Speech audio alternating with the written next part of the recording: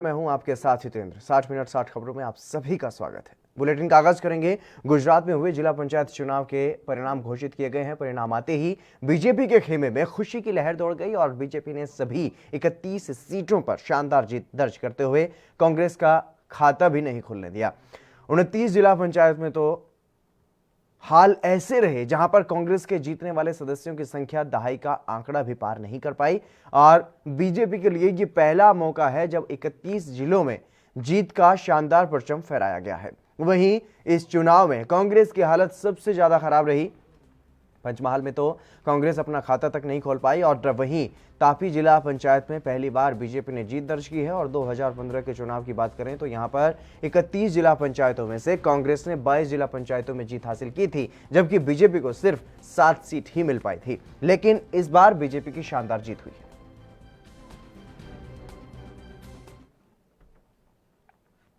BJP के राष्ट्रीय प्रवक्ता संबित पात्रा ने प्रेस कॉन्फ्रेंस की और कांग्रेस पर जमकर हमला बोला। पश्चिम बंगाल में कांग्रेस के आईएसएफ के साथ गठबंधन को लेकर के पार्टी में जारी अंतर्कलह को लेकर के संबित पात्रा ने यह कहा है कि यह कांग्रेस का गठबंधन नहीं बल्कि ठगबंधन है। संबित पात्रा ने यह आगे कहा कि कांग्रेस सहयोगियों पर निर्भर रहती है। आज कांग्रेस अपनी प्रासंगिकता को बनाए रखने के लिए गठबंधन करती फिर रही है। और क्या कुछ कहा है संबित पात्रा ने, वो भी आप सुनिए।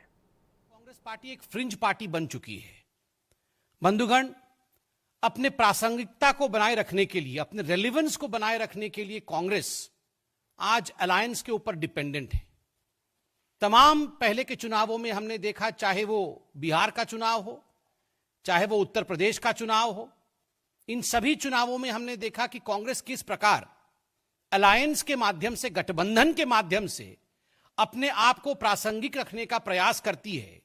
जो नाव उनकी ऑलरेडी डूब चुकी है, किस प्रकार वो उभरे, इसकी कोशिश में कांग्रेस पार्टी रहती है।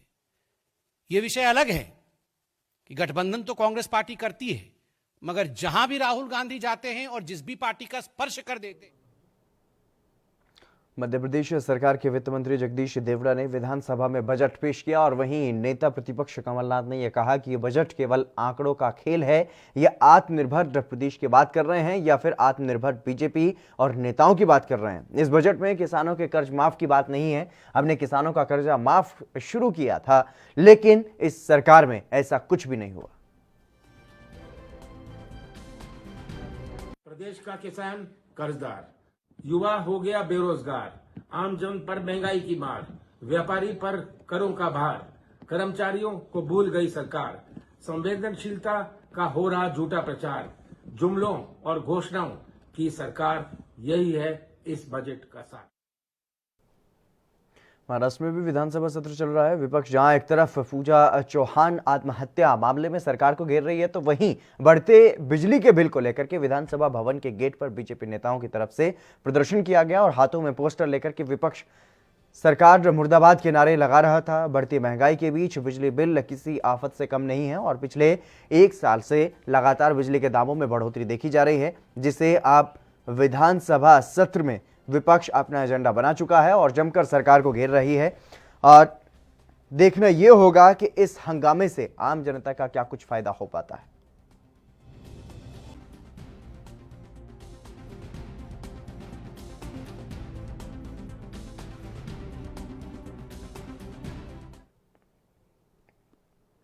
झारखंड में बजट सत्र के तीसरे दिन भी विधानसभा में हंगामा हुआ और इस दौरान सदन में हजारीबाग में जन वितरण प्रणाली के तहत वितरित किए जा रहे केरोसिन में विस्फोट का मामला भी उठा है और इस पर मुख्यमंत्री हेमंत सोरेन ने यह कहा है कि मामले की जांच चल रही है। इसमें जो भी दोषी पाए जाएंगे उनके खिलाफ कार्रवाई की जाएगी। उन्होंने मृतकों के आश्रितों को 4-4 लाख रुपए मुआवजा देने की घोषणा भी की है। और इससे पहले बीजेपी विधायकों ने नियोजन नीति रद्द करने के विरोध में प्रदर्शन किया और विरोध करते हुए वो वेल तक पहुंच गए, जहां तक कि भाजपा विधायक मनीष जायसवाल वेल में लेट गए थे। और वहीं भाजपा विधायक वीरेंद्र नारायण रणधीर सिंह मनीष जायसवाल ने एक स्वर में यह कहा कि हेमंत सरकार युवाओं का रोजगार छीनने का काम कर रही है। स्पीकर ने विपक्षी दल के विधायकों की इस व्यवहार को मर्यादा के प्रतिकूल बताया। सत्ता आती है और जाती रहती है। भारतीय जनता पार्टी संघर्ष करने वाली पार्टी है दो सीट से शुरू करने वाली भारतीय जनता पार्टी अब पूरे देश में पूरी दुनिया की बड़ी पार्टी बनी हुई है। इसलिए भारतीय जनता पार्टी को कोई इस वक्त सत्ता की भूख नहीं है। जिन मुद्दों को लेकर हेमंत सोरेन जी सत्ता में आए, उन मुद्दों को लेकर जनता को गुमराह करें। जिन मुद्दों को लेकर, जिन वायदे के साथ सत्ता में आए, उन वायदे से आज मुकर रहे हैं वो। और जो नियोजन नीति बनी थी, नियोजन नीति को उन्होंने ठंडे बस्ते में डालने का काम किया है, युवाओं का रोजगार छीनने का काम उन्होंने किया है। इसलिए ये बातें बनाने से नहीं चलने वाला है। सदन में मुख्यमंत्री जी को जवाब देना पड़ेगा कि आपने क्यों ठंडे बस्ते में डाला नियोजन नीति को। तो कहीं न कहीं ये हरियाणा के मुख्यमंत्री मनोहर लाल खट्टर ने प्रेस वार्ता की और बजट सत्र के बारे में जानकारी दी। वहीं पंचकूला के समग्र विकास की सुनिश्चित करने और निवेशकों को आकर्षित करने के लिए हरियाणा सरकार ने बड़ा फैसला लिया है। हरियाणा के मुख्यमंत्री मनोहर लाल ने विभिन्न विकास शुल्क और करों को लगभग 1/3 कम करते हुए इन्हें मोहाली और जीरकपुर के बराबर लाने की घोषणा की है, ताकि पंचकूला को स्मार्ट सिटी, पर्यटन स्थल और एजुकेशन हब के रूप में विकसित किया जा सके। वहीं बजट सत्र को लेकर के उन्होंने ये कहा कि बजट सत्र 5 तारीख से शुरू होगा और इस दौरान उन्होंने ये भी कहा कि कोरोना ने सभी को प्रभावित किया है, सरकारी काम भी प्रभावित हुए, लेकिन सरकार ने कर्ज लेकर काम को पूरा करने की कोशिश की है। अभी 3 दिन बाद बजट सत्र इस वर्ष का जो आगामी वर्ष है उसका ये हमारा शुरू होने वाला है 5 तारीख को। 5 को राज्यपाल जी का अभिभाषण होगा, फिर उस पर जितनी चर्चा आवश्यक होगी चर्चा करके धन्यवाद ज्ञापन के बाद विधायी कार्य करते हुए और फिर बजट पेश होगा। पूरा टाइम टेबल बीएससी की कमेटी में ये तय होगा कि किस दिन बजट पेश करना और कब तक ये चलाना है। उसमें इतनी बात ज़रूर बताना चाहूँगा कि ये वर्ष पिछला जो है वो कोविड का वर्ष रहा और कोविड का जो प्रभाव है वो हमारे सामान्य जीवन पर पड़ा है, तो उसी के अनुसार स्वाभाविक है कि उसका कहीं ना कहीं प्रभाव। हरियाणा के मुख्यमंत्री मनोहर लाल से एक फिल्म की स्टार कास्ट ने मुलाकात की है और आपको बता दें कि मेरा फौजी कॉलिंग हिंदी फिल्म, जिसकी स्टार कास्ट ने मंगलवार को चंडीगढ़ में सीएम के आवास पर मुलाकात की है सीएम से। और इस फिल्म के अभिनेता शर्मन जोशी, रांझा विक्रम सिंह, सह निर्माता जिम्मी, सतीश असीजा समेत अन्य स्टार कास्ट ने भी मुख्यमंत्री से मुलाकात की है। इस अवसर पर सीएम खट्टर ने स्टार कास्ट का स्वागत करते हुए ये कहा कि ये खुशी की बात है कि ये फिल्म एक फौजी के पराक्रम और हौसले पर आधारित है। मुझे उम्मीद है कि इस प्रेरणादायी फिल्म से युवा पीढ़ी में देशभक्ति का भाव और भी अधिक जागृत होगा।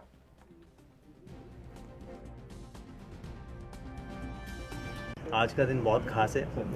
चीफ मिनिस्टर साहब खट्टर जी ने हमें समय दिया और हमारी फिल्म को प्रोत्साहन दिया और हरियाणा जैसे स्टेट में हमारी पिक्चर जहाँ इनफैक्ट खट्टर जी और उनकी टीम मुझे बता रहे थे कि हरियाणा से हमारे बहुत सारे सिपाही इंडियन आर्मी में हैं और ये पिक्चर ही सिपाहियों की है, जो हरियाणा स्टेट को कहा जाता है कि जय जवान जय किसान। उसी स्टेट की एक्चुअली ये कहानी उतनी नज़दीक लगेगी इस स्टेट के लोगों को। हालांकि ये पिक्चर से हम सारे हिंदुस्तान को कम से कम ये एहसास दिलाना चाहते हैं और कि एक सिपाही जितना ही बहादुरी का काम करता है फ्रंट्स पे, उतना ही बहादुरी का काम उसका परिवार करता है घर पे। बड़ी प्रसन्नता की बात है कि मेरा फौजी कॉलिंग ये जो फिल्म बनाई जा रही है एक प्रेरणा का ये विषय होगी और खास करके जब रिलीज़ होगी तो हमारा जो नई पीढ़ी है, नौजवान है, उनको देशभक्ति का भाव जागृत होगा, क्योंकि फौजी की जो कहानी इसमें दी गई है बहुत ही प्रेरणादायक ये विषय ज़रूर निकलेगा। जब ये रिलीज़ होगी तो मेरा स्वयं का मन है कि सबसे पहले मैं जाकर देखूँगा इसमें। और थैंक यू, इनको मैं बहुत शुभकामना और बहुत बधाई देता हूँ कि इसको ये इसी क्रम को और आगे बनाए रखे, अच्छी फिल्मों के माध्यम से समाज में जागरण करे, एक अच्छा संस्कार, अच्छे देशभक्ति के भाव ये पैदा। महाराष्ट्र के कई जिलों में कोरोना संक्रमण तेजी से फैल रहा है। एक तरफ देश के प्रधानमंत्री नरेंद्र मोदी ने कोरोना का टीका लगवाया, तो वहीं एनसीपी प्रमुख शरद पवार ने भी कोरोना का टीका लगवाया है। आपको बता दें कि महाराष्ट्र में पिछले एक हफ्ते से कोरोना काफी तेजी से फैल रहा है, लिहाजा आंकड़ा 8,000 के पार हर दिन पाया जा रहा है।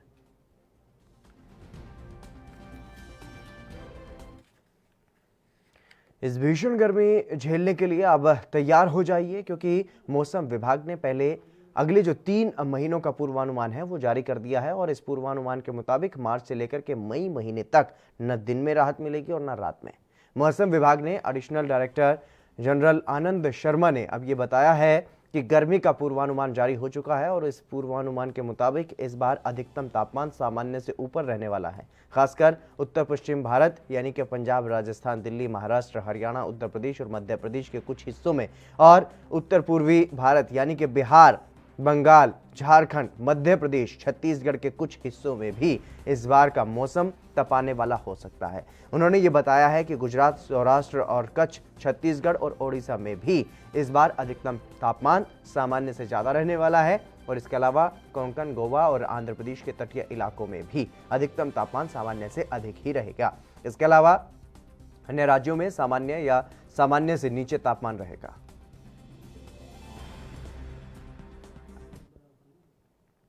उत्तर प्रदेश के पूर्व मुख्यमंत्री और समाजवादी पार्टी के राष्ट्रीय अध्यक्ष अखिलेश यादव ने मंगलवार को प्रेस कॉन्फ्रेंस की और प्रदेश की कानून व्यवस्था पर जमकर निशाना साधा। हाथरस मामले को लेकर के अखिलेश यादव ने यह कहा कि आज प्रदेश में बेटियां सुरक्षित नहीं हैं। उन्होंने ये भी कहा कि इसके पहले भी हाथरस में ऐसा एक मामला सामने आया था। परिवार चाहता था कि परिवार के सामने दाह संस्कार हो, लेकिन रामराज लाने वाले लोगों की सरकार में प्रदेश का ये हाल है। इनकी सरकार में जेल में लोग मार दिए जा रहे हैं और कोर्ट में मार दिया जा रहा है। कोई बोलेगा तो ईडी, सीबीआई लगाने की बात करते हैं और बीजेपी के लोग कानून व्यवस्था सही नहीं करना चाहते बल्कि ये डराकर राज करना चाहते हैं।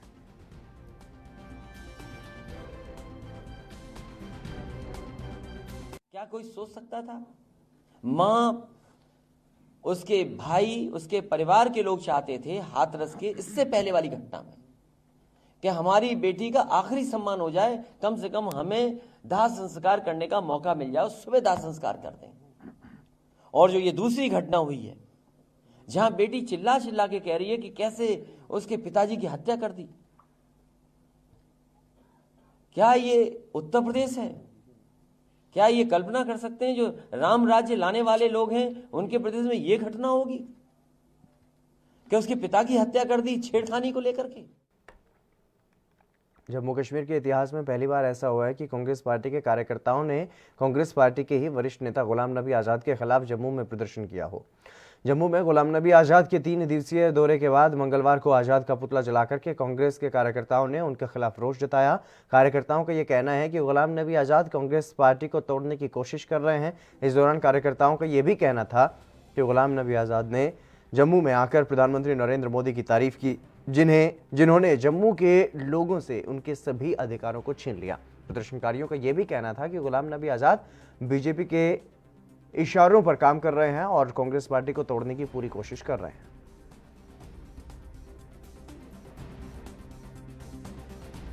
देखिए, साफ समझ में आ रहा है कि कहीं बीजेपी के इशारे पे और अपने मतलब के लिए होके उन्होंने जो है ये G23 के लीडर्स को जम्मू में बुला के शो करने की कोशिश की, सिलेक्टेड लोगों को बुलाने की कोशिश की। हमारा नेता राहुल गांधी है, हमारी नेता सोनिया गांधी है, हर कांग्रेस पार्टी के कार्यकर्ता के नेता वो हैं और उनके खिलाफ षड्यंत्र रचने की कोशिश की गई। और मोदी जी ने हमसे हमारा प्रदेश का अधिकार छीन लिया, हमारा स्टेटहुड छीन लिया, उनकी आगे जम्मू कश्मीर में तारीफ कर रहे हैं। इसका मतलब आप कांग्रेस को मजबूत करना, कांग्रेस को कमजोर करना चाहते हैं जम्मू कश्मीर में। देखिए, आज हम कांग्रेस के कार्यकर्ता हैं, हम अपनी भावनाएं प्रकट करने आए, हमसे नहीं रहा गया। चाहे हमें कोई प्रदेश का अध्यक्ष या कोई और कांग्रेस कहे ना कहे, हम संगठन कांग्रेस के सिपाही हैं और जहां हमारी नेता राहुल गांधी और सोनिया गांधी को परेशान करने की कोशिश करेगा, जहां कांग्रेस पार्टी को कोई कमजोर करने की कोशिश करेगा, हम अपनी भावनाएं रखेंगे, ये हमारा अधिकार है। पश्चिम बंगाल विधानसभा चुनाव के लिए कांग्रेस पार्टी और इंडियन सेक्युलर फ्रंट के बीच गठबंधन को लेकर के कांग्रेस पार्टी के वरिष्ठ नेता आनंद शर्मा ने सवाल खड़े किए हैं। आनंद शर्मा ने गठबंधन को पार्टी की मूल विचारधारा के खिलाफ बताया और इस पर आम आदमी पार्टी के सांसद संजय सिंह की प्रतिक्रिया भी सामने आई है। कांग्रेस के बारे में मैं बहुत पहले कह चुका हूं कि कांग्रेस पार्टी जितना बाहर वालों से नहीं लड़ती उतना अंदर वालों से आपस में लड़ती है। तो कांग्रेस पार्टी बिल्कुल टूट के कगार पे है, नेतृत्व विहीन है। कोई मतलब जैसे अगर देसी भाषा में कहें तो ऐसी पार्टी इस समय बन चुकी है जिसका कोई माई बाप नहीं है।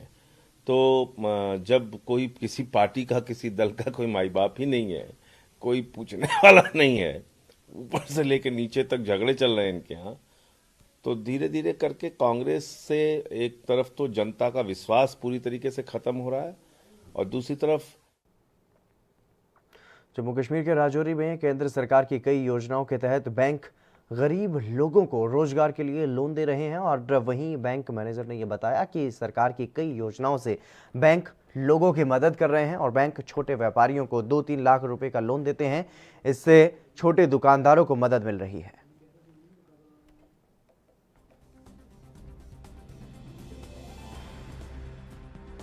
वो भी काफ़ी सक्सेसफुल रही यहाँ पे। उसके बाद KVIB KVIC के PMEGP के केसेस हमारे पास आते हैं। अब रिसेंटली JKREGP है, उसके काफ़ी केसेस हमारे पास आ रहे हैं। ये सब गवर्नमेंट स्पॉन्सर्ड स्कीम्स हैं और इसमें कैपिटल इन्फ्यूज करती है गवर्नमेंट, सब्सिडी देती है और उससे काफ़ी लोगों को फ़ायदा होता है। हमारे गवर्नमेंट का बहुत बहुत शुक्रिया जो स्मॉल स्केल इंडस्ट्रीज़ का जो लोन प्रोसेस इन्होंने शुरू किया है।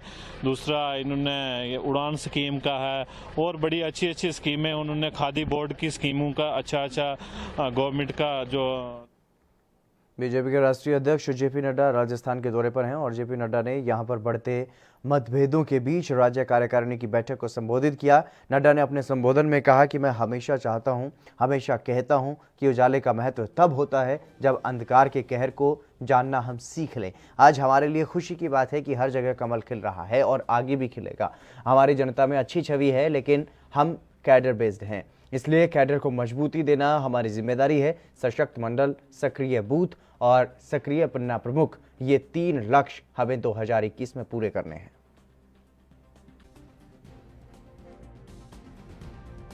आज हमारे लिए बहुत खुशी की बात है कि कमल खिल रहा है, हर जगह पर खिल रहा है और इसमें भी कोई अतिशयोक्ति नहीं है कि यहां भी कमल खिला है, आगे भी खिलेगा। इस बात को हमको ध्यान में रखना चाहिए।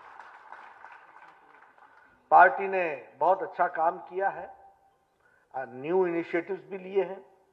उन न्यू इनिशिएटिव्स के माध्यम हरियाणा बीजेपी के अध्यक्ष ओपी धनखड़ ने जिला अध्यक्षों के साथ बैठक की है और इस दौरान किसान आंदोलन को लेकर के अपनी प्रतिक्रिया दी है। उन्होंने कहा कि कृषि कानून किसानों के हक में है। भारतीय जनता पार्टी ने पूरे देश भर में एक लक्ष्य लिया है कि 6 अप्रैल भारतीय जनता पार्टी का स्थापना दिवस है। 41 वर्ष जो है वो 6 अप्रैल 1980 को भारतीय जनता पार्टी की स्थापना हुई थी। तो प्रदेश भर में स्थापना दिवस मनाना, उसके साथ कुछ संगठनात्मक लक्ष्य रखे हैं कि देश भर के सभी मंडलों का गठन हो जाना और उनका प्रशिक्षण हो जाना, उससे ऊपर की सभी रचनाएं बन जाना। तो उसी के लिए आज जिला अध्यक्षों के साथ हम बैठे, कल छोटी टोली में भी बैठे थे। भाईचारा एक चीज़ है और सच्चाई एक चीज़ है। हरियाणा में भाईचारा बहुत बड़ी वैल्यू है, लेकिन यहाँ सच्चाई भी उतनी बड़ी वैल्यू है। और सच्चाई ये है कि ये कानून किसान के हक के है।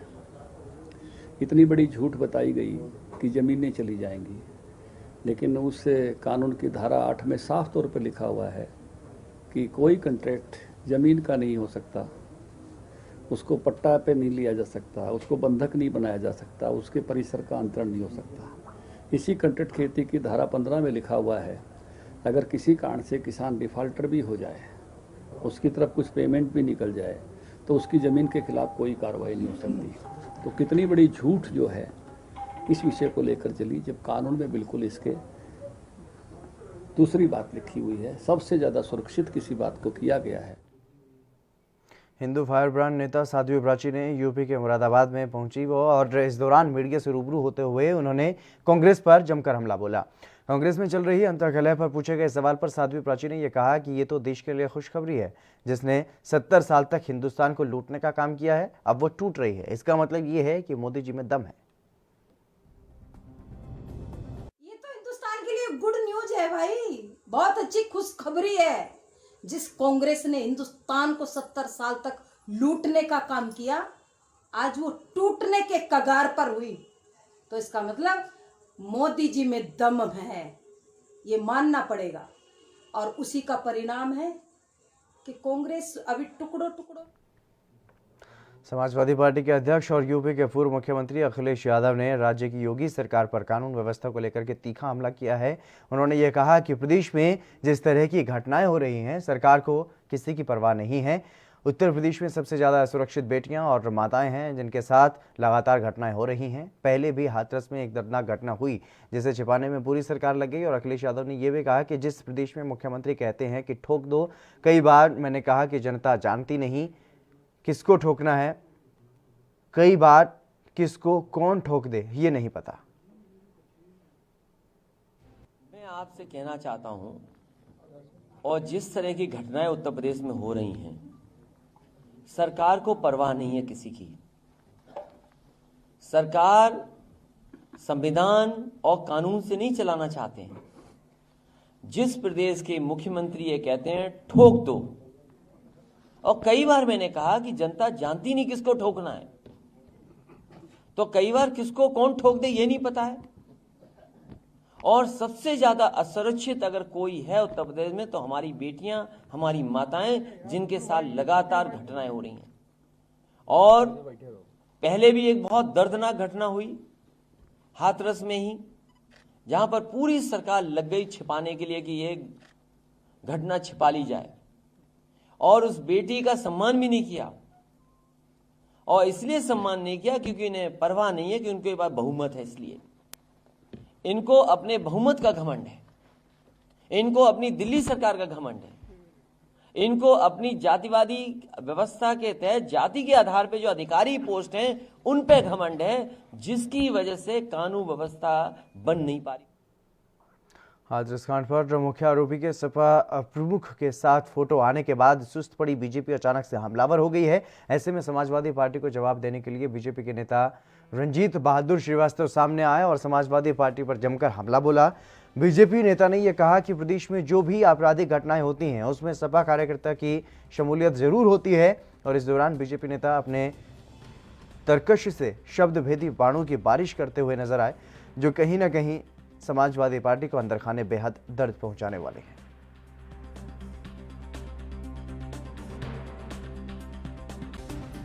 अपराध दो तरह से होता है। एक स्वाभाविक घटना होती है जो परिस्थितिवश या किसी कारणवश घट जाती है। एक घटना वो होती है, अभी एक उन्नाव में एक केस होता है, लड़की को जहर एक आदमी देता है, उस मुद्दे को कितना उछाला गया।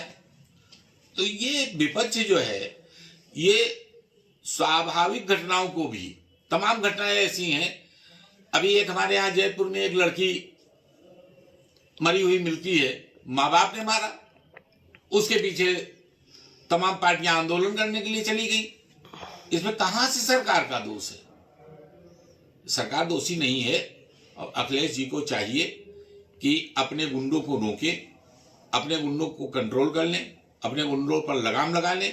मैं समझता हूं कि ये अपराध घट जाएंगे, और अगर वो ऐसा नहीं करते हैं तो मैं अपने माननीय मुख्यमंत्री जी से कहना चाहूंगा।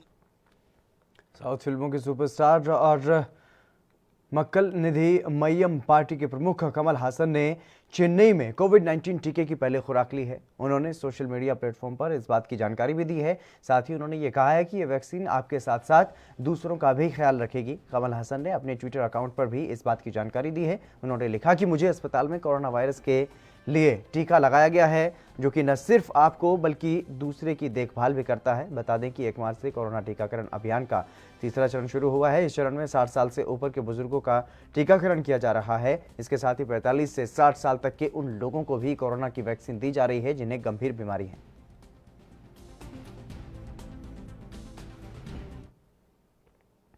मंगलवार की सुबह किसान आंदोलन के सपोर्ट में बॉलीवुड सपोर्टर के साथ बॉलीवुड एक्टर अजय देवगन का पाला पड़ गया और सुबह लगभग 9 बजे ही अजय अपनी किसी फिल्म की शूटिंग के लिए गोरेगांव पूर्व स्थित फिल्म सिटी जा रहे थे। इस बीच फिल्म सिटी के गेट से थोड़ी ही दूर पहले एक सरदार ने अजय देवगन की गाड़ी को रोक लिया और किसान आंदोलन में अपनी चुप्पी तोड़ने को कहने लगे। बीच सड़क में बॉलीवुड स्टार अजय के साथ ऐसा करने वाले उस सरदार को पुलिस ने गिरफ्तार कर लिया है। सरदार अजय देवगन से कहने लगे कि दिल्ली में किसान इतने दिनों से आंदोलन कर रहे हैं, प्रदर्शन कर रहे हैं, लेकिन आप उनके समर्थन में कोई ट्वीट क्यों नहीं कर रहे हैं। लगभग 15 मिनट तक अजय देवगन की गाड़ी रोके रहने के बाद घटनास्थल पर पहुंची पुलिस ने अजय देवगन का रेस्क्यू करके वहां से फिल्म सिटी तक उन्हें छोड़ा गया। और वहीं इस घटना के सामने आने के बाद दिंडोशी पुलिस ने अजय देवगन की गाड़ी रोकने वाले सरदार को गिरफ्तार कर लिया है। 341, 504, 506 आईपीसी धारा द्वारा अरेस्ट किया है दिंडोशी पुलिस थाने में, क्योंकि राजीव सिंह ने अजय देवगन का गाड़ी अड़ाया था। तो उनका खाली अजय देवगन का कहना था कि आप इतने फिल्म लाइन में काम करते हैं, पंजाबी लोगों के बारे में कुछ बोल नहीं रहे, इसलिए उन्होंने उनका गाड़ी अड़ाया था। इसलिए अजय देवगन और उनके बॉडीगार्ड के तहत दिंडोशी पुलिस स्टेशन में उनके खिलाफ गुना रजिस्टर किया है और कल राजीव सिंह को बोरली कोर्ट में प्रोड्यूस कर रहे हैं। जिन ऑफेंस की बात कर रहे हो बेलेबल ऑफेंस है, उसके बाद भी मुंबई पुलिस ने छोड़ा नहीं, क्या वजह? क्या है वो तो पुलिस का लुकआउट है। पुलिस बोलती कि हम कोर्ट में प्रोड्यूस करने वाले, जो भी वो प्रेशराइज पॉलिटिकल प्रेशराइज या डीसीपी के कहने पे वो कोर्ट में कल हाजिर करने वाले, इसीलिए वो पुलिस स्टेशन से बेल नहीं दे रहे उनको, कल बोरली कोर्ट में हाजिर करने वाले उनको। क्या लगता है अजय देवगन की तरफ से कोई स्टेटमेंट या कोई बातचीत इस तरफ से हुई है? नहीं, अजय देवगन के बॉडीगार्ड आए थे और बॉडीगार्ड ने स्टेटमेंट दिया है। अजय देवगन से वो बोले कि बातचीत चल रहा है हमारा, उनका भी स्टेटमेंट। अभिनेत्री कंगना रनौत को कोई सामाजिक राजनीतिक मुद्दों पर खुलकर बोलने की शायद आदत सी हो गई है, या फिर यूं कहें कि बिना वजह ही विवादित बने रहने में उन्हें अब मजा आने लगा है। चाहे जो भी हो, लेकिन अब उनकी मुश्किलें बढ़ती हुई नजर आ रही हैं। अब कर्नाटक हाईकोर्ट ने कंगना रनौत के खिलाफ शुरू की गई कार्यवाही पर रोक लगाने से इनकार कर दिया है, जिसे लेकर कंगना अपना गुस्सा भी उन्होंने जाहिर अब किया है। अभिनेत्री बहुत बार किसान आंदोलन के खिलाफ सोशल मीडिया पर अपना गुस्सा जाहिर कर चुकी हैं, जिसके बाद कंगना के खिलाफ बेंगलोर में एफआईआर दर्ज हुई थी। इस पर सुनवाई करते हुए मंगलवार को कर्नाटक हाईकोर्ट ने अभिनेत्री के वकील को यह कहा कि उनके खिलाफ शुरू हुई कार्यवाही पर रोक नहीं लगाई जाएगी। कंगना के वकील रिजवान सिद्दीकी ने उनके खिलाफ शुरू की गई कार्यवाही पर रोक लगाने की मांग की थी। उनकी इस मांग को खारिज कर दिया गया है। कोर्ट ने यह कहा है कि पहले आप ऑफिस की आपत्ति का अनुपालन करें और उसके बाद ही हम आपकी मांग पर विचार कर सकते हैं। वहीं इस पर गुस्सा जाहिर करते हुए कंगना ने 2 ट्वीट किए हैं। एक में उन्होंने जावेद अख्तर और महाराष्ट्र सरकार पर तंज कसा है, तो वहीं दूसरे ट्वीट में उन्होंने लिखा कि कितने भी जुल्म कर लो, मेरा घर तोड़ दो या मुझे जेल भेज दो या फिर झूठ फैला करके मुझे बदनाम कर दो, मैं डरने वाली नहीं हूँ। मुझे सुधारने की कोशिश करने वालों, मैं तुम्हें सुधार करके दम लूंगी और कर लो जितनी कोशिश करनी है मुझे अबला बेचारी बनाने की। मैं बागी पैदा हुई थी, बागी ही रहूंगी, ऐसा उन्होंने अपने ट्वीट में लिखा है। हिमाचल प्रदेश के धर्मशाला जिले में स्थित ग्योतो मठ में एक ही दिन में 100 से ज्यादा बौद्ध भिक्षुओं के कोरोना पॉजिटिव मिलने के बाद हड़कंप मच गया है। कांगड़ा के सीएमओ के अनुसार इस पर पूरे इलाके को, इस घटना के सामने आने के बाद पूरे इलाके को कंटेनमेंट जोन घोषित कर दिया गया है। और सीएमओ डॉक्टर गुरदर्शन गुप्ता ने यह बताया है कि अब तक इस मठ में करीब 156 बौद्ध भिक्षु कोरोना पॉजिटिव पाए जा चुके हैं। प्रशासन अब यह पता लगा रहा है कि मठ में इतनी बड़ी संख्या में कोरोना पॉजिटिव कैसे हो गए और यहां तक संक्रमण कैसे पहुंचा। गौरतलब है कि हिमाचल प्रदेश में एक बार फिर से कोरोना संक्रमण के मामले तेजी से सामने आ रहे हैं और इसी को देखते हुए प्रशासन ने भी कुछ इलाकों में सख्ती बरतना शुरू कर दिया है। लास्ट फ्यू डेज पिछले कुछ दिनों से हमारे पास गेटो मोनेस्ट्री है सिद्धवाड़ी में, वहाँ से कुछ पॉजिटिव केसेस 23 फरवरी से ऑनवर्ड्स आने रिपोर्ट हुए थे।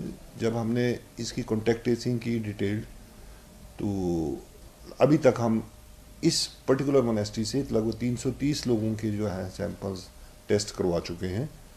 अनफॉर्चुनेटली इसमें से 154 सैंपल्स कल शाम तक जो है वो पॉजिटिव आए हैं। कुछ के रिजल्ट्स अवेटेड है 15-20 के। द होल जो सारा किस्सा है, when we did the detailed investigation, तो ये Tibetan new year festival Losar में कुछ मॉन्क्स जो थे वो कर्नाटका और दिल्ली से आए थे और उनके संपर्क में जो बाकी के मोनेस्ट्री के इनहेबिटेंट्स थे वो आने से ये शायद प्रकरण हुआ, पर निश्चित तौर पे। हरियाणा के उप मुख्यमंत्री दुष्यंत चौटाला ने फरीदाबाद पहुंचकर उद्योगपतियों के संगठनों के प्रतिनिधियों से मुलाकात की। इस दौरान उप मुख्यमंत्री ने उद्योगपतियों की तरफ से कई समस्याएं उद्योगपतियों ने दुष्यंत चौटाला के सामने रखी, जिस पर दुष्यंत चौटाला ने कहा कि प्रदेश में 75% रोजगार के बिल को आज ही राज्यपाल ने अब मंजूरी दे दी है और हरियाणा की युवाओं के लिए ये खुशी का दिन है। दुष्यंत चौटाला ने उद्योगपतियों की समस्याओं पर यह कहा कि उनकी जो भी वाजिब मांगे हैं उन्हें पूरा जल्द ही कर दिया जाएगा।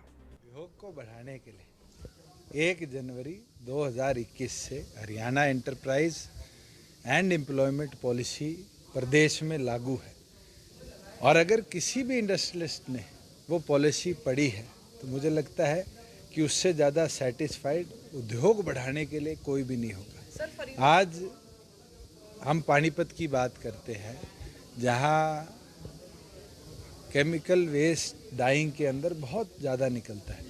उन इंडस्ट्री को भी अगर वो अपने वहाँ ZLD लगाते हैं या कोई ऑल्टरनेटिव टेक्नोलॉजी यूज़ करते तो 1 करोड़ तक का सपोर्ट सरकार देती है। कोई अपना स्टार्टअप करना चाहता है तो 10 लाख तक का उसको लोन सरकार देती है। मैं तो चाहूँगा आप सब भी पॉलिसी की कॉपी लेकर एक बार उसको पढ़े, तब आपको दिखेगा कि हरियाणा सरकार ने। मध्य प्रदेश के खंडवा लोकसभा सीट से बीजेपी सांसद नंद कुमार सिंह चौहान का दिल्ली के मेदांता अस्पताल में निधन हो गया और 11 जनवरी को कोरोना पॉजिटिव होने के बाद से उनका भोपाल के अस्पताल में इलाज चल रहा था। तबीयत ज़्यादा बिगड़ने के बाद उन्हें 1 महीने पहले ही मेदांता अस्पताल में शिफ्ट करवाया गया था। बीजेपी सांसद के निधन पर प्रधानमंत्री नरेंद्र मोदी ने भी दुख जताया है। उन्होंने ये कहा है कि खंडवा से लोकसभा सांसद नंद कुमार सिंह चौहान के निधन से दुखी हूं और उन्हें मध्य प्रदेश में बीजेपी को मजबूत करने के संगठनात्मक कौशल और प्रयासों के लिए याद किया जाएगा। उनके परिवार के प्रति संवेदना। वहीं केंद्रीय गृह मंत्री अमित शाह ने यह कहा है कि पूर्व प्रदेश अध्यक्ष और खंडवा से सांसद नंद कुमार सिंह चौहान के निधन का दुखद समाचार प्राप्त हुआ है। उनका संपूर्ण जीवन जनसेवा को समर्पित रहा और उन्होंने मध्य प्रदेश में संगठन के विस्तार में अहम भूमिका निभाई है। उनके परिवारजनों के प्रति संवेदना व्यक्त करता हूं।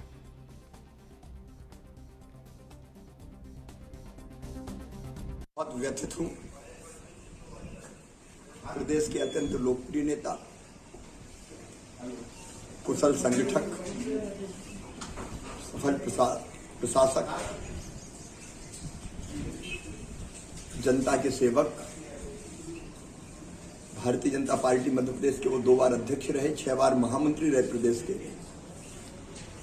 उन्होंने कुशाभाऊ ठाकरे, श्रद्धेय कुशाभाऊ जी, कार्यालय जी, पटवा जी, जोशी जी, राजमाता जी, सबके साथ काम किया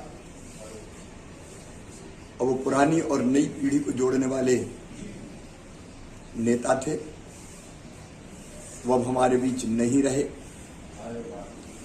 प्रयास हमने बहुत किए, कोई कसर नहीं छोड़ी, लेकिन उन्हें हम बचा नहीं पाए। उनके निधन से जनता ने अपने सेवक को खोया है, प्रदेश ने अपने नेता को खोया है, पार्टी ने अपने कुशल संगठक को खोया है और मैंने अपने एक भाई को खोया है। चलिए फिलहाल यहाँ पर रुकेंगे एक छोटे से ब्रेक के लिए, जल्द हाजिर होंगे।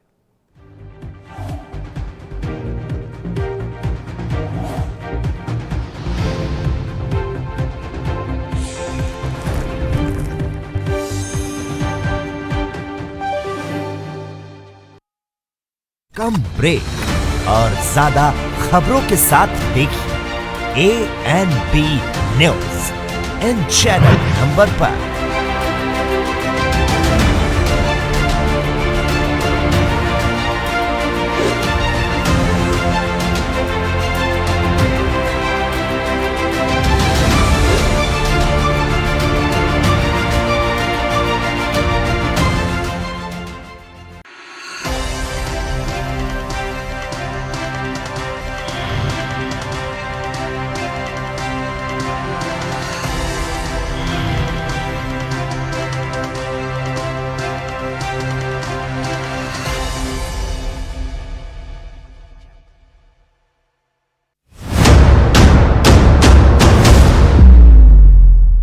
हक की बात दोपहर 12 बजे सिर्फ ANB न्यूज पर। न्यूज देख रहे हैं आप, नाम है विराजपुर। कोरोना की स्थिति दिल्ली में काफी बेकाबू। खबरनामा, खबर से असर।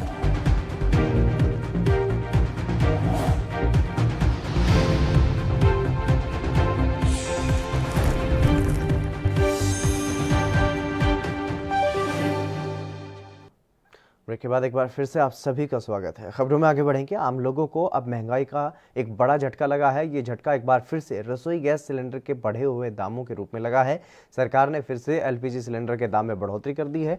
हफ्ते भर के भीतर गैस के दाम पर यह दूसरी बार बढ़ोतरी की गई है। सिलेंडर के बढ़े हुए दामों से गृहिणियों में भी अब परेशानी है और आम लोग भी उन्होंने सरकार से ये गुहार लगाई है कि महंगाई को कम किया जाए। हरियाणा के अंबाला वासियों ने बढ़ती महंगाई के खिलाफ अपना रोष जताया है। डिम्पल मित्तल एक्स एमसी रह चुकी हूँ मैं, और एक महिला होने के नाते सिलेंडर के बारे में सबसे बड़ी बात यह है कि आप समझ सकते हैं कि महिलाओं का बजट या घर का बजट एक किचन के हिसाब से सबसे पहले स्टार्ट होता है। और सिलेंडर के जो दाम है पिछले 1.5-2 महीनों में आप देखें कि 100 से 150 रुपये के हिसाब से बढ़ चुके हैं, और ये तो एक लिमिट से भी बहुत ज़्यादा है। और मैं यही कहना चाहूँगी कि बीजेपी गवर्नमेंट इस पर कंट्रोल करे। ये बहुत ज़्यादा रेट बढ़ चुका है, इससे ज़्यादा तो। और ओवरऑल भी आप देखें कि महंगाई किस चरम सीमा पर पहुंच गई है। तो इससे सरकार को चाहिए कि कुछ सिलेंडर के दामों को कम करके महिलाओं का ध्यान एक तो ये कहते हैं कि हम महिलाओं के हर समय साथ हैं, महिलाएं हमारे लिए सबसे बढ़कर है, महिला रक्षा हमारे लिए सबसे बढ़कर है। तो इनको सबसे पहले महिलाओं के बारे में सोच के, उनके किचन के बारे में सोच के, उनके बजट के बारे में सोच के गैस के दामों को कम किया जाए, यही मेरा कहना है। मेरा नाम अंतेश मित्तल है और एक मैं सामान्य से परिवार से बिलोंग करता हूं। आज जो ये सरकार हर चीज़ के रेट बढ़ा रही है, ये बहुत गलत हो रहा है। अब सिलेंडर 15 दिन के अंदर अंदर अंदाज़ा 100 रुपये बढ़ चुका है। एक आम जनता के लिए बहुत ज़्यादा दिक्कत की बात है सर, ये बहुत ज़्यादा। हर चीज़ इस वक्त आप कौन सी एक रसोई में यूज़ होने वाला रिफाइंड तेल, सरसों का तेल, दालें, आटा, हर चीज़ आप उठा के देखेंगे उसके अंदर बहुत ज़्यादा रेट बढ़ रहे हैं। ऑयल, जो हमारा सरसों का तेल 90 रुपये किलो बिकता था कोई अंदाज़ा 6 महीने पहले, आज उसका रेट 160 से 180 रुपये के बीच में बिक रहा है। रिफाइंड का पैकेट जो 80 रुपये का था, आज वो 140 रुपये का बिक रहा है। चने की दाल जो 60 रुपये किलो थी, 80 रुपये किलो हो गई है। हर चीज़ में इस वक्त बहुत ज़्यादा महंगाई चल रही है। सरकार इस पर सरकार से यही हमारा एक रिक्वेस्ट है कि इसे कम से कम थोड़ा सा कंट्रोल करा जाए, जिस तरह भी सरकार कर सकती है। पेट्रोल के दाम देख लीजिए, पेट्रोल 90 रुपये से 100। पेट्रोल, डीजल और गैस की दिनों दिन बढ़ रही कीमतों से आमजन में खासा रोष देखने को मिल रहा है। पेट्रोल, डीजल और गैस की कीमतों में वृद्धि के चलते देश भर में केंद्र सरकार की नीतियों के विरोध में प्रदर्शन किए जा रहे हैं। ऐसे में राजधानी दिल्ली में यूथ कांग्रेस के कार्यकर्ताओं ने पेट्रोल, डीजल और गैस की बढ़ती हुई कीमतों को लेकर के पेट्रोलियम मंत्रालय के बाहर विरोध प्रदर्शन किया और इस दौरान प्रदर्शनकारियों ने केंद्र सरकार के खिलाफ जमकर नारेबाजी की और प्रदर्शन किया गया। वहीं प्रदर्शनकारियों पर कार्रवाई करते हुए पुलिस ने प्रदर्शनकारियों को हिरासत में ले लिया। टीआरपी घोटाले में आरोपी ब्रॉडकास्ट ऑडियंस रिसर्च काउंसिल के पूर्व सीईओ पार्थ दासगुप्ता को राहत मिल गई है। खबर है कि मुंबई हाईकोर्ट से उन्हें बेल मिल गई है। और बता दें कि दासगुप्ता को मुंबई पुलिस की अपराध शाखा ने बीते साल 24 दिसंबर को गिरफ्तार किया था और उन पर कथित टीआरपी हेराफेरी का आरोप भी लगा है। मीडिया रिपोर्ट्स के मुताबिक बाग के पूर्व सीईओ पार्थ दासगुप्ता को 2 लाख रुपए के बेल बॉन्ड पर जमानत दी गई है और उन्हें अपना पासपोर्ट अदालत के सामने जमा करने को कहा गया है और हर महीने 6 महीने की अवधि के लिए अपराध शाखा के सामने अब उन्हें उपस्थित भी होना होगा। अभी तक रीजंस कुछ बताया नहीं है, सिर्फ इतना ही बोला गया है कि bail application has been allowed और कंडीशंस इंपोज की है। जो कंडीशंस है वो 6 महीने में, हर नेक्स्ट 6 महीने के लिए हर महीने में एक बार उनको विजिट करना है कंसर्न पुलिस स्टेशन, और उसके बाद 3 महीने में एक बार, और ट्रैवल रिस्ट्रिक्शंस है, पासपोर्ट सबमिट करने कहा गया है। तो काफी दिनों से जेल में बंद है, 65-60 डेज। तो तो अभी 2 लाख का कैश बेल अलाउ किया है। शाम तक शायद से सब प्रोसीजर कंप्लाई कर लेंगे तो शाम को शायद रिलीज हो जाएंगे। तो पार्थ दासगुप्ता टीआरपी मामले मुख्य आरोपी बताया, तो क्या किस आधार पे आज इनको कोर्ट में बेल दिया गया? अभी वो रीजन ऑर्डर हमारे पास है नहीं, शाम तक आ जाएगा तो हम लोग आगे चर्चा कर पाएंगे। सर एक सवाल ये भी पूछ लेना चाहूँगा कि आर्ग्यूमेंट्स जब हुए थे तो आप लोगों की तरफ से सबसे जो मेन इंपॉर्टेंट ग्राउंड जो थे वो क्या थे? कि बाकी सब लोग जो एक्यूज्ड हैं इनमें ऑलरेडी बेल पे हैं।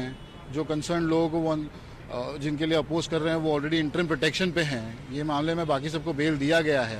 स्पेसिफिक रोल्स इनका कुछ नहीं है। इनके अगेंस्ट वो सिंटिलेटिंग व्हाट्सएप चैट को सेंसेशनलाइज कराने के लिए लीक किया गया, पर उसके अलावा इनके अगेंस्ट 409 और 420 में कोई। हरियाणा के पलवल में नाबालिग से दुष्कर्म के आरोपी को पकड़ने गई पुलिस पर ग्रामीणों ने लाठी डंडों से हमला कर दिया। हमले में 5 पुलिसकर्मी घायल हो गए, जिनमें से एक की हालत गंभीर बताई जा रही है। दरअसल पलवल के गांव नगला एहसानपुर में 3 दिन पहले एक नाबालिग लड़की के साथ दुष्कर्म हुआ था, जिसमें पुलिस ने लड़की के बयान पर दुष्कर्म का मामला दर्ज कर लिया था और पुलिस ने दुष्कर्म के आरोपी को पकड़कर गाड़ी में बैठाया तो गांव की महिलाओं समेत पुरुष भी मौके पर इकट्ठा हुए और पुलिस कर्मियों पर लाठी डंडों, ईंट पत्थरों से जानलेवा हमला किया गया। हमले में पुलिस की 2 गाड़ियां क्षतिग्रस्त हो गई और एक पुलिसकर्मी की वर्दी फाड़ दी गई। वहीं मुनकटी थाना प्रभारी प्रीतम सिंह ने यह बताया है कि पुलिस टीम पर हमला करने के आरोप में गांव के 2 नामजद समेत 30 लोगों के खिलाफ मामला दर्ज किया गया है। मामले में लिप्त सभी आरोपियों को शीघ्र ही गिरफ्तार कर लिया जाएगा, जिसके लिए पुलिस लगातार दबिश भी कर रही है।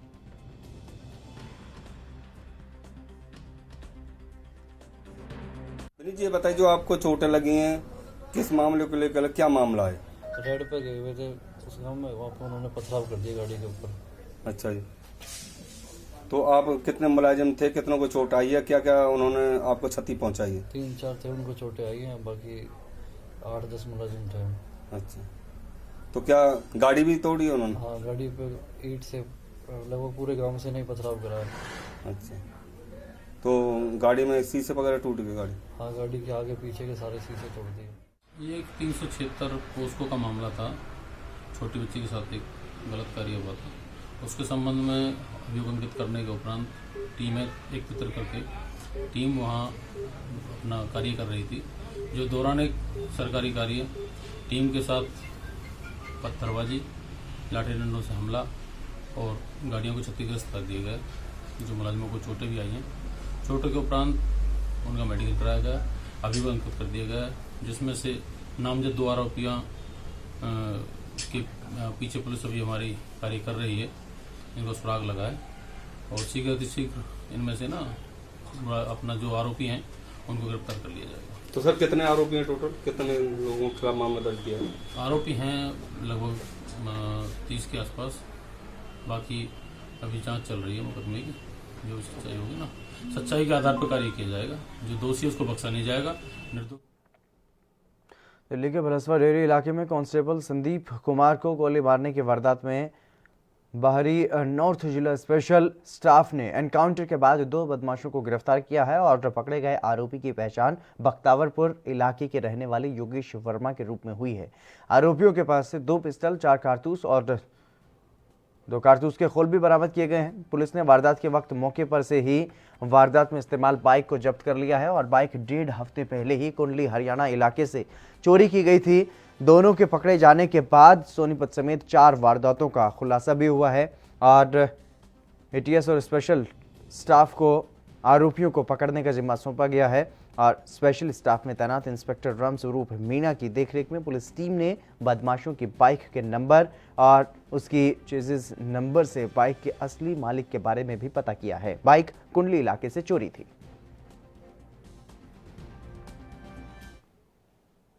पंजाब के फरीदकोट की जिला और सेशन जज सुमित मल्होत्रा ने सुमेध सिंह सैनी की अग्रिम जमानत याचिका को खारिज कर दिया और दरअसल कोटकपुरा गोलीकांड मामले में चार्जशीट किए जा चुके राज्य के तत्कालीन डीजीपी सुमेध सिंह सैनी की अग्रिम जमानत याचिका दायर की गई थी, जिसे सेशन जज सुमित मल्होत्रा ने रद्द कर दिया। और बता दें कि इससे पहले भी जिला अदालत के बहवल गोलीकांड केस में डीजीपी की अग्रिम जमानत याचिका रद्द कर दी गई थी।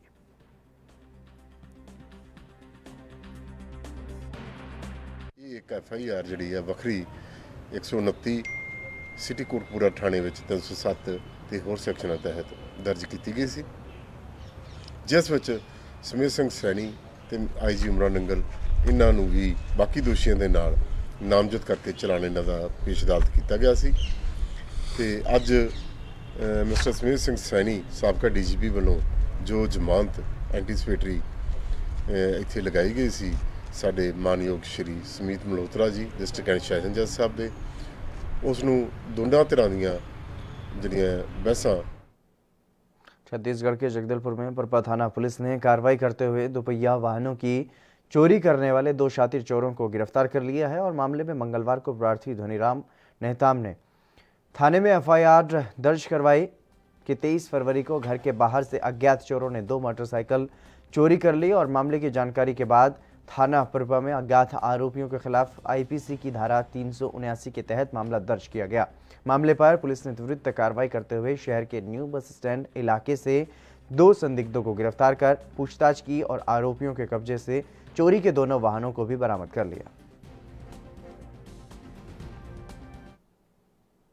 हरियाणा के कोसली में जाटूसना थाना क्षेत्र में एक युवक पर नाबालिग बेटी से छेड़छाड़ और मारपीट करने का आरोप लगा है और आरोप लगाते हुए युवक ने महिला थाने में शिकायत दर्ज करवाई है। पुलिस को दी गई शिकायत में व्यक्ति ने यह कहा है कि उसकी नाबालिग बेटी के साथ कुछ आरोपियों ने अश्लील हरकतें करके मारपीट भी की हैं और वहीं पुलिस ने मारपीट के तहत मामला दर्ज कर जांच शुरू कर दी है।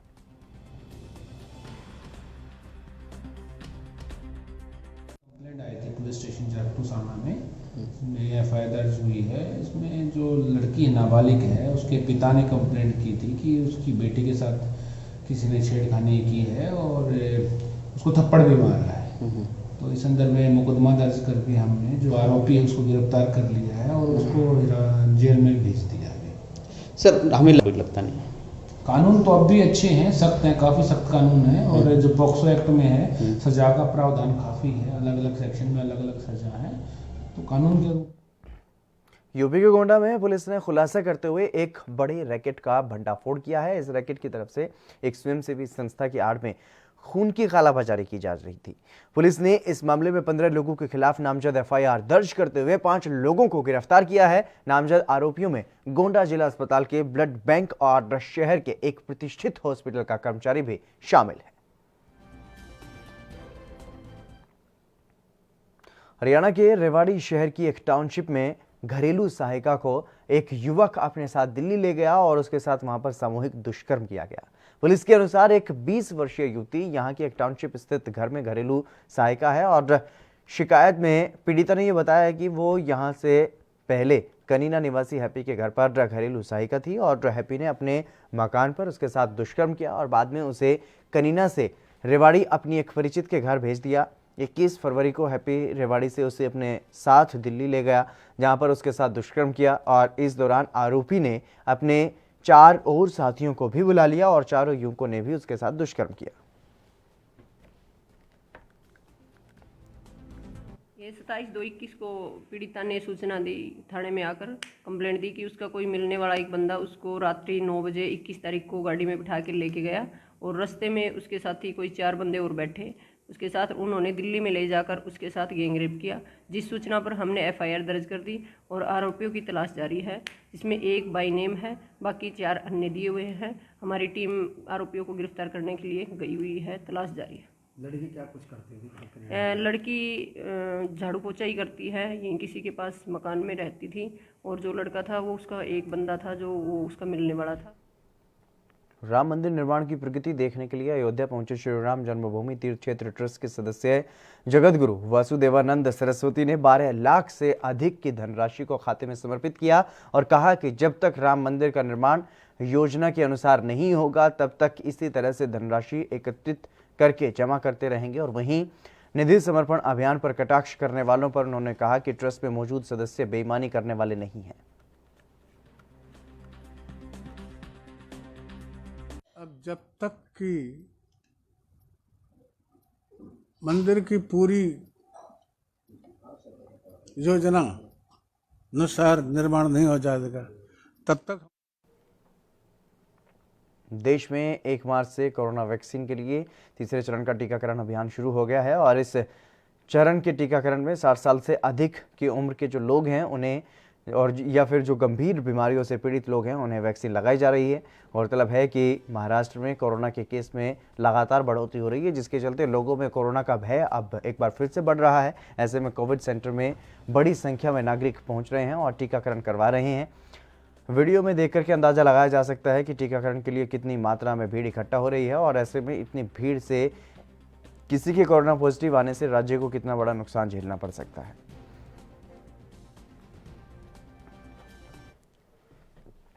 उज्जैन में लगातार बदमाशों के खिलाफ कार्रवाई की जा रही है। इसी कड़ी में दर्जन भर से ज्यादा अपराधों में शामिल महिला अपराधी शबनम के अवैध बने बाड़े पर निगम और पुलिस का संयुक्त अमला कार्रवाई करने के लिए पहुंचा। और आपको बता दें कि अपराधी महिला अभी जेल में बंद है और महिला ने अपने क्षेत्र में नशीले पदार्थ की सप्लाई समेत कई अपराधों को खूब बढ़ावा दिया है। और वहीं शबनम की मां भी पहले 10 साल की सजा काट चुकी है। जानकारी के मुताबिक पूरा परिवार ही आपराधिक गतिविधियों में शामिल है।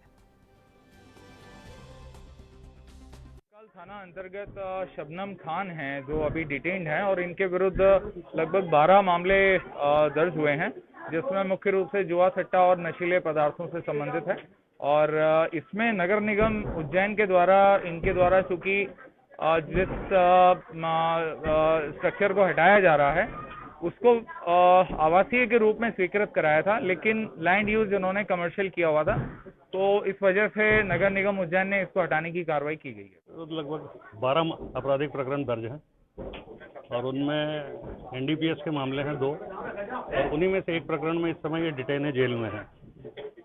बाकी घर में जुआ खिलाना उस तरह के प्रकरण भी इसके विरुद्ध हैं, बाकी अन्य अपराध हैं। सर टीम पहुंची थी, टीम ने भी यहाँ पर देखा तो लग रहा था कि सर बाड़े पे अभी आज कार्रवाई चल रही है यहाँ पर, तो वो यहाँ पर अभी मतलब जिस तरह से मादक पदार्थों की यहाँ पर भी तस्करी इस तरह से सेवन करवाती थी। नहीं, संभव है, क्योंकि वो उसके विरुद्ध आरोप ही है। यूपी में पंचायत चुनाव को लेकर सरगर्मियां पहले से ही चरम पर हैं और पंचायत चुनाव की तारीखें सुनने के लिए स्थानीय नेता काफी समय से बेताब हैं। ऐसे में मुरादाबाद के मुख्य विकास अधिकारी आनंद वर्धन ने बताया कि अगले 24 घंटे में पंचायत चुनावों की आरक्षण सूची जारी हो सकती है और सूची के जारी होते ही गाँवों के ब्लॉक में चस्पा कर दी जाएगी। वहीं मुख्य विकास अधिकारी ने यह भी बताया कि आरक्षण सूची चस्पा होने के बाद आरक्षण सूची पर आपत्ति करने के लिए 1 हफ्ते का समय भी दिया जाएगा। पंचायत चुनाव की जो अंतिम सूची का प्रकाशन होगा आरक्षण वाली, वो आज और कल में होना है, जो तिथि दी हुई है। तो कल सुबह 10 बजे विकासखंड कार्यालय पे प्रकाशन होगा। आज जो है हम लोग उसको फाइनल कर रहे हैं। तो ग्राम पंचायत के क्षेत्रों का, प्रमुखों के पदों का और जो ज़िला पंचायत वार्ड्स और क्षेत्र पंचायत वार्ड्स का भी आरक्षण जो तय होकर के आज शाम को फाइनल करेंगे हम लोग और कल विकासखंड पे प्रकाशित किया जाएगा। सर कोई सूची चस्पा कराई जाएगी ब्लॉक में या फिर ब्लॉक में सूची चस्पा कराई जाएगी और 3-4 दिन का समय दिया जाएगा आपत्ति लेने के लिए। तो अगर किसी को उस पर आपत्ति है तो वो लिखित रूप में हमें दे सकते हैं।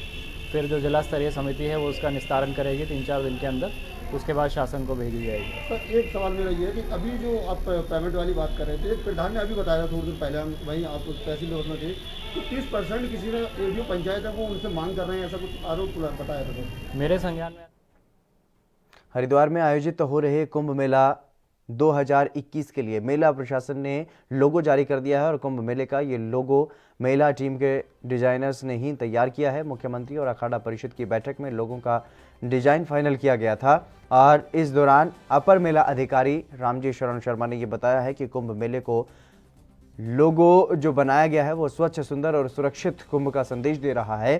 सभी को लोगो का ये डिजाइन काफी पसंद भी आ रहा है। गौरतलब है कि लोगों में गंगा और अमृत कलश को दर्शाया गया है, जो सागर मंथन से निकलने वाली अमृत की बूंदों की कथा का वर्णन करता है।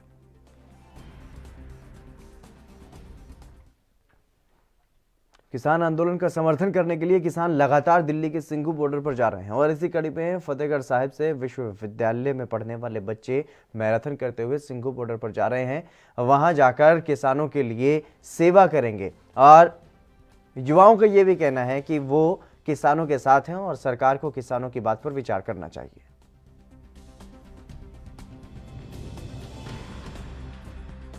ਅਸੀਂ ਚੱਲੇ ਸੀਗੇ ਸਰਹੰਦ ਤੋਂ ਸਿੰਘੂ ਚੱਲੇ ਆ।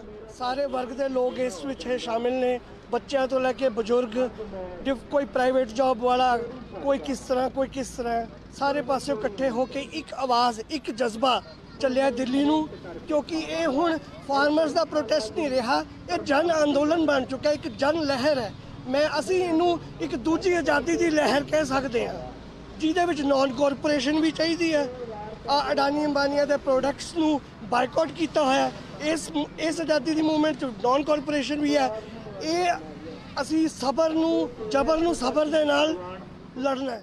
ਇਹ ਜਿਵੇਂ ਕਿ ਮੇਰੇ ਭਰਾ ਕਰਮ ਬਾਠ ਨੇ ਦੱਸਿਆ ਵੀ ਅਸੀਂ ਕੱਲ ਸਿੰਘੂ ਬਾਰਡਰ ਤੋਂ ਸਰਹੰਦ ਤੋਂ ਚੱਲੇ ਸੀ। ਸਿੰਘੂ ਬਾਰਡਰ ਨੂੰ ਅਸੀਂ ਰਵਾਨਗੀ ਪਾਈ ਹੈ।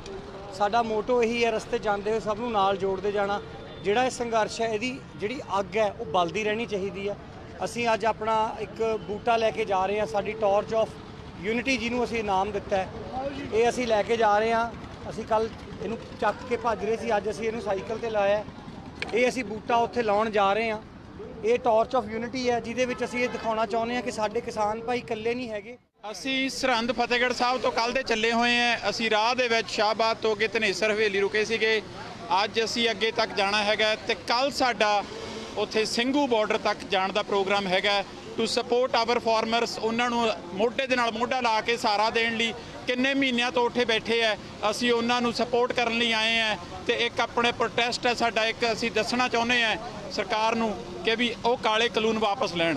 ਹਰ ਵਰਗ ਦੇ ਲੋਕੀ ਨੇ, ਬੱਚੇ ਵੀ ਨੇ, ਉਮਰ ਸਟੂਡੈਂਟ ਵੀ ਨੇ, ਕੀ ਕਹਿਣਾ ਚਾਹੋਗੇ? ਬਿਲਕੁਲ ਜੀ, ਬੱਚਿਆਂ ਨਾਲ ਸਟਾਰਟ ਕੀਤਾ ਸੀ ਅਸੀਂ। ਆਹ ਵੇਖੋ ਤੁਸੀਂ ਦੇਖ ਸਕਦੇ ਹੋ ਕੁੜੀਆਂ ਆਈਆਂ ਨੇ, ਕੁੜੀਆਂ ਨੂੰ ਤੁਸੀਂ ਦੇਖ ਸਕਦੇ ਹੋ, ਕੁੜੀਆਂ ਦੇ ਵਿੱਚ ਕਿੰਨਾ ਵੱਡਾ ਜਜ਼ਬਾ ਨੇ, ਭੱਜਦੀਆਂ ਆ ਰਹੀਆਂ ਨੇ, ਕੱਲ ਤੋਂ ਨੌਨ ਸਟਾਪ ਭੱਜੀਆਂ ਨੇ। ਬਜ਼ੁਰਗ ਭੱਜੇ ਹੈ, ਕੱਲ 64 ਈਅਰ ਦੇ ਮਿਸਟਰ ਸ਼ਮਸ਼ੇਰ ਸਿੰਘ ਭੱਜੇ ਸੀਗੇ। ਗਰਲਸ ਭੱਜ ਰਹੀਆਂ ਨੇ, नॉन स्टॉप रिले रन है जिसका मोटो है प्रेमी के साथ मिलकर अपने परिवार के 7 सदस्यों की हत्या के मामले में जेल की सजा काट रही शबनम को रामपुर जिला जेल से बरेली की जेल में अब शिफ्ट कर दिया गया है। रामपुर जेल से शबनम की तस्वीर वायरल होने के बाद ये कार्रवाई की गई है। मिली जानकारी के अनुसार प्रशासन ने सुरक्षा को लेकर के उसे दूसरी जेल में भेजे जाने का फैसला लिया है और जेल प्रशासन ने शबनम की तस्वीर खींचने और वायरल करने वाले पुलिसकर्मियों को भी सस्पेंड कर दिया है।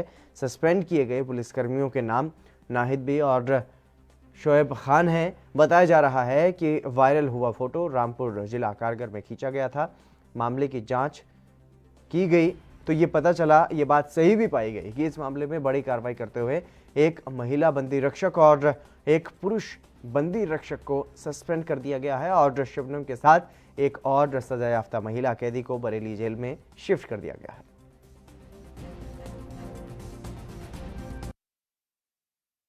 जो शबनम को जेल ट्रांसफर किया गया है, क्या मामला है?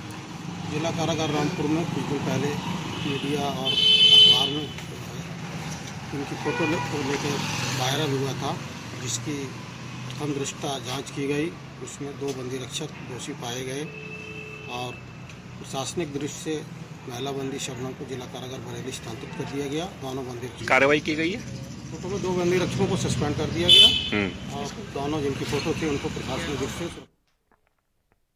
पंजाब के पटियाला में फरीदकोट यूटी कर्मचारी और पेंशनर साझा फ्रंट के आह्वान पर मिनी सचिवालय में डिप्टी कमिश्नर दफ्तर के बाहर भूख हड़ताल की गई। इस भूख हड़ताल में 21 कर्मचारी अपनी मांगों को लेकर के भूख हड़ताल पर बैठे रहे और इस दौरान कर्मचारियों ने पंजाब सरकार के खिलाफ नारेबाजी की। साथ ही सरकार को 4 साल पहले किए गए वादों की याद भी दिलाई। यूटी कर्मचारियों के अनुसार ये भूख हड़ताल 2 मार्च से शुरू होकर के 10 मार्च तक जारी रहेगी। ਪੰਜਾਬ ਤੇ ਯੂਟੀ ਮੁਲਾਜ਼ਮ ਤੇ ਪੈਨਸ਼ਨ ਸਾਂਝਾ ਫਰੰਟ ਦੇ ਵੱਲੋਂ ਸਟੇਟ ਲੈਵਲ ਤੇ ਜਿਹੜਾ ਪ੍ਰੋਗਰਾਮ ਭੁੱਖ ਹੜਤਾਲ ਲਿਖਿਆ ਗਿਆ।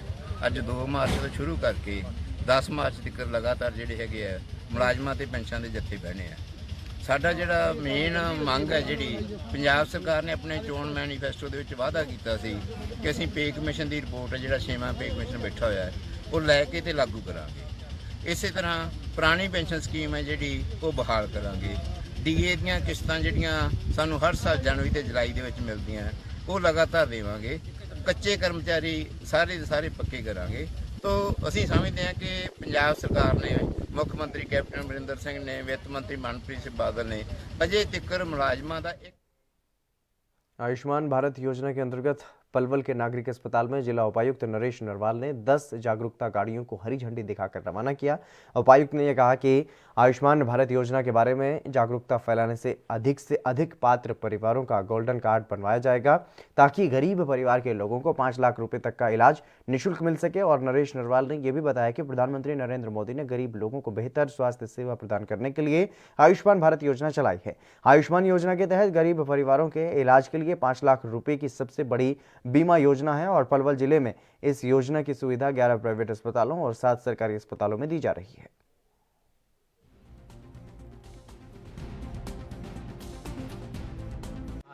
आयुष्मान भारत कार्ड बनवाया है नागरिक अस्पताल पलवल हॉस्पिटल में। और यह मेरे पूरे परिवार का भी बन चुका है और यह बहुत ही सरकार की बहुत लाभदायक योजना है। इसके तहत हम कहीं भी किसी भी सरकारी अस्पताल या प्राइवेट अस्पताल में कहीं पे भी जाके 5 लाख तक का फ्री ऑफ कोर्स इलाज करवा सकते हैं किसी भी समय और किसी भी टाइम कभी भी। यह तो सरकार का बहुत ही अच्छा तरीका और बहुत ही अच्छी के लिए जो हमने मुहिम पहले छेड़ी थी दोबारा से रिजेविनेट करें, दोबारा से लोगों में एक आयुष्मान भारत के जो कार्ड हैं उनके लिए लोग आगे आएँ और ज़्यादा से ज़्यादा कार्ड हैं जो हमारी कवरेज है उस कवरेज को बढ़ाने का हमारा ये एक पब्लिसिटी कैंपेन आज शुरू किया है। ये कंटिन्यूस प्रोसेस है, ये नहीं कह सकते कि हम एकदम बन जाएंगे, और ये कि लोगों में अवेयरनेस होगी, जाएंगे, जागृत होंगे। आप ये देखो कि इससे पहले जब हमने शुरू किया था हमारी परफॉर्मेंस बहुत नीचे थी, तो उम्मीद है कि जैसे आज हम चलिए मेरे साथ खबरों में बस इतना ही, दीजिए इजाज़त, नमस्कार।